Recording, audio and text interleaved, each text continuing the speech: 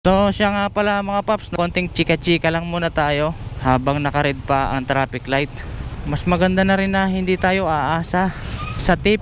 Unang-una sa ibibigay ng customer na sobrang bayad or tip nga kung tawagin, para hindi tayo masasaktan. Di totoo yan. Mas maganda pa rin na isipin na lang natin na walang tip. So ako kasi baliktad eh. Lagi akong umaasa na may tip, kaya lagi akong nasasaktan.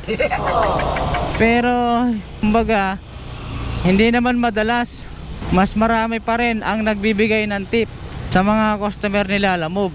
So maraming salamat nga no sa mga customer ni Lalamove na ganon, dahil naiintindihan nila ang buhay ng isang pagiging delivery rider. So siya nga pala, bali ang booking na to may base fare at saka additional distance